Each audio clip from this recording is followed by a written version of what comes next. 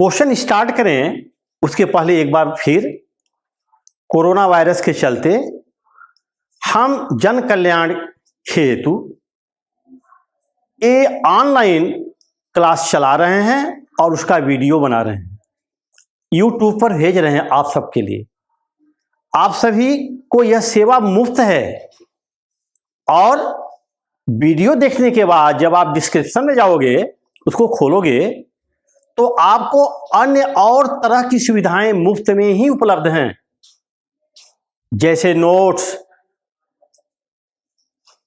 कोई और प्रॉब्लम है, सवाल फंसा हुआ है, कुछ और पूछना है, सब कुछ सारी व्यवस्था आप डिस्क्रिप्शन को खोलोगे तो आपको मिलेगी और सारी सेवा मुफ्त है।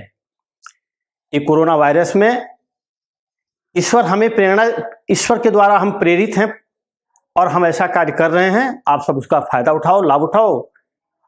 हाँ, हमें और प्रसन्नता होगी जब इसको आप लाइक करके सब्सक्राइब करोगे तो हमें पता चलेगा कि हाँ इतने बच्चे लाभ ले रहे हैं, तो हमें और प्रसन्नता होगी और खुशी होगी कि मैं बच्चों के, समाज के लोगों के कुछ काम मैं भी आ रहा हूं। ओके बच्चों, क्वेश्चन नंबर 2 मोस्ट आईएमपी क्वेश्चनों की लिस्ट में देखो, यह एक नया क्वेश्चन है।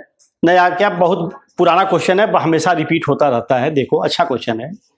झील में 200 मीटर ऊंचाई पर स्थित एक बिंदु से बादल का उन्नयन कोण 30 अंश है तथा झील में इसकी परछाई का अवनमन कोण 60 अंश है।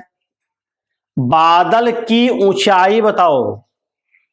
बच्चों पहले क्वेश्चन को समझो। देखो, यह एसी झील की सतह को प्रदर्शित करता है। नीचे यह पानी बह रहा है, झील है, एसी झील की सतह है। उससे 200 मीटर की ऊंचाई पर यह बिंदु बी है। यहां से वह बादल डी है, डी बिंदु बादल को प्रदर्शित करता है। उसको देखता है तो उन्नयन कोण 30 अंश बनता है। यह देखो, एसी आधार है, झील की सतह है, इससे 200 मीटर की ऊंचाई पर यह बिंदु बी है, यह बिंदु ई है। यह दोनों समांतर हैं, यह 200, यह भी 200 मीटर। और बिंदु बी से बादल डी को देखता है तो उन्नयन कोण E B D is equal to 30 degree है। और जरा इस पर ध्यान दो कि झील की सतह से बादल की ऊंचाई कितनी हो गई, यह 200 और यह एच, यह पूरी दूरी 200 प्लस एच मीटर। हमसे जो पूछा है बादल की ऊंचाई बताओ, कहां से? झील की सतह से बादल की ऊंचाई पूछा है, झील की सतह से बादल की ऊंचाई। अब देखो, हमने चित्र में A B is equal to 200 metre, इसलिए ए बी बराबर सी बराबर 200 मीटर। चित्र में डी बादल है, मान लिया ई डी की लंबाई एच है, इसलिए झील की सतह से बादल डी की ऊंचाई बराबर 200 प्लस एच मीटर।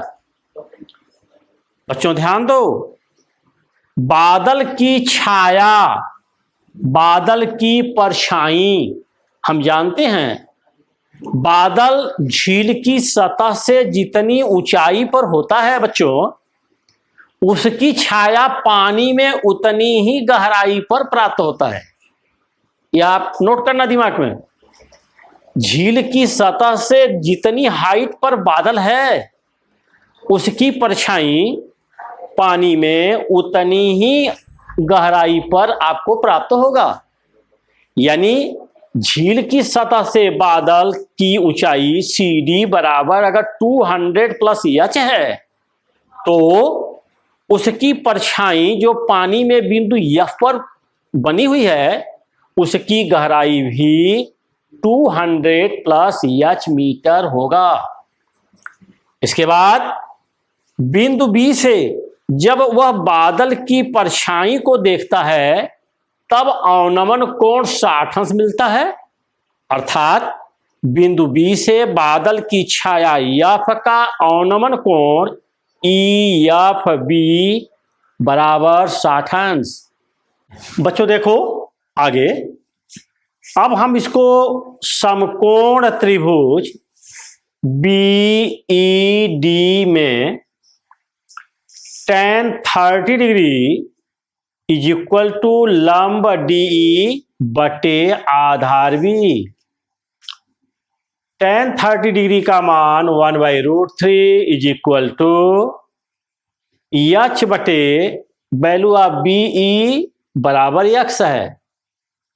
अब हम तिरछे गुणा कर दिए, इसका गुणा यहां और इसका गुणा यहां, यह हुआ x is equal to h√3 equation number 1। ऐसे ही समकोण त्रिभुज BEF में tan 60 degree is equal to लंब EF बटे आधार BE। tan 60 डिग्री का मान √3 इज इक्वल टू EF का मान 200 और 200 प्लस एच मिल करके कितना हुआ 400 प्लस एच।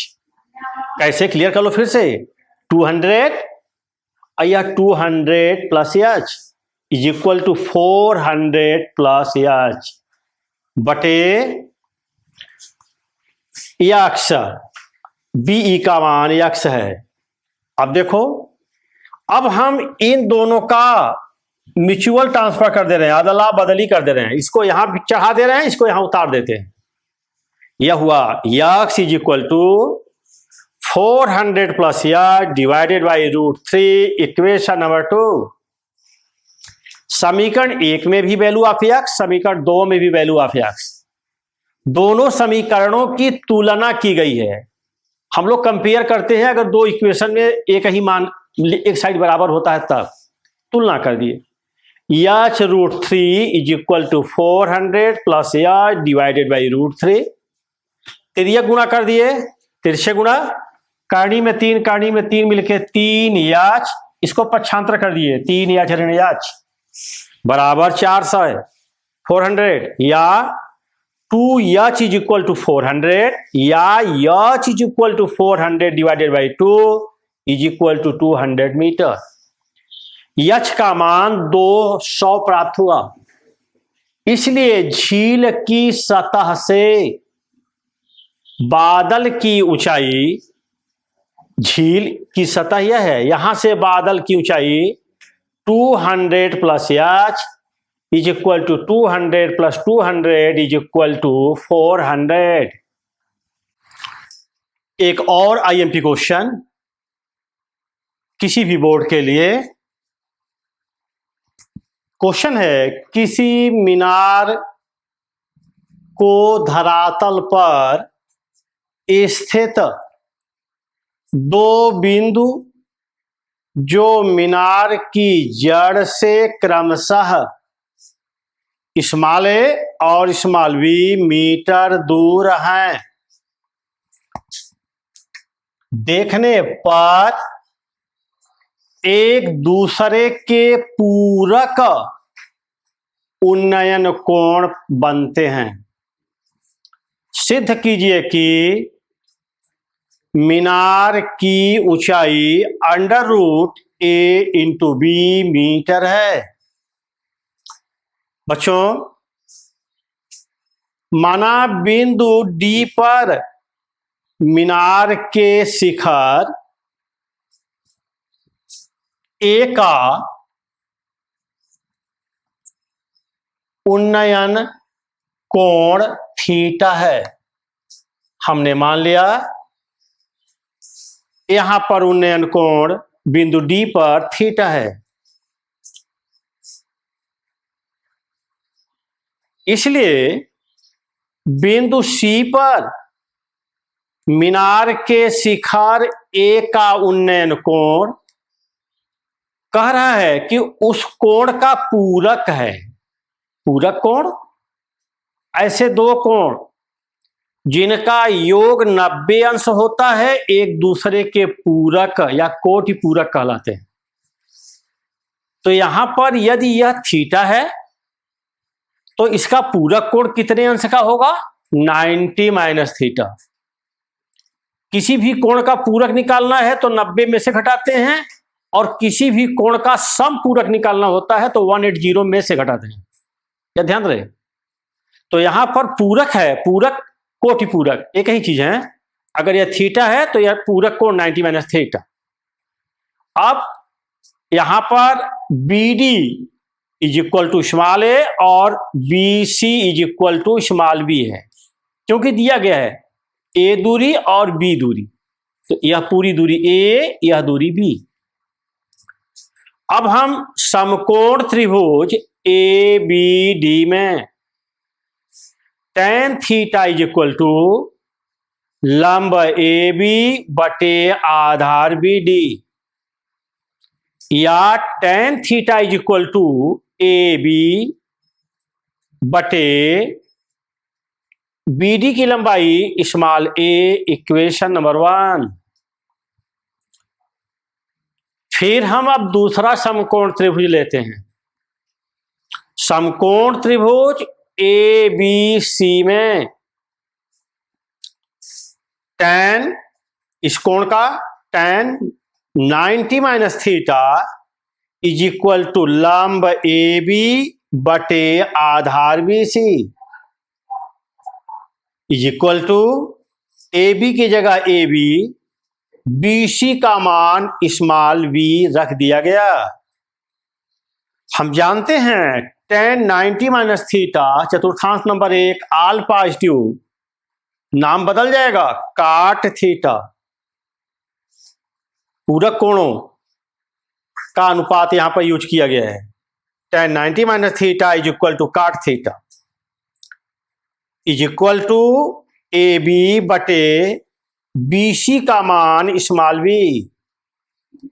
अपने समझने के लिए इसके नीचे हम 1 की कल्पना कर लिए, फिर दोनों पक्षों को उलट करके लिख दिए हैं, दोनों पक्षों का व्युत्क्रम कर दिए। 1 by cot theta is equal to B small B by A B. हम जानते हैं 1 by cot theta is equal to tan theta, tan theta is equal to small B by A B, equation number 2। हाँ बच्चों, अब देखो, जब हमें दो समीकरण मिल गया, यहां पर भी tan theta is equal to A B by small A, यहां पर tan theta is equal to small B by A B, तब हम समीकरण 1 और 2 की तुलना करने पर दोनों समीकरणों का बायां पक्ष बराबर है। तुलना करने का मतलब यह है तो दाहिना पक्ष भी क्या होंगे, राइट साइड भी बराबर होंगे। यह हो गया A B by small A is equal to small B by A B. अब इनका तिरछे गुणा कर दिए हैं, यह हुआ A B square, A B का whole square is equal to small A into small B. दोनों पक्षों का वर्गमूल ले लिया गया है, या A B is equal to इधर का वर्गमूल लिए स्क्वायर समाप्त, उधर का वर्गमूल लिए तो वर्गमूल तो हो नहीं पाएगा, अंडर रूट ए बी। इसलिए मीनार ए बी की ऊंचाई under root A B, hence proved.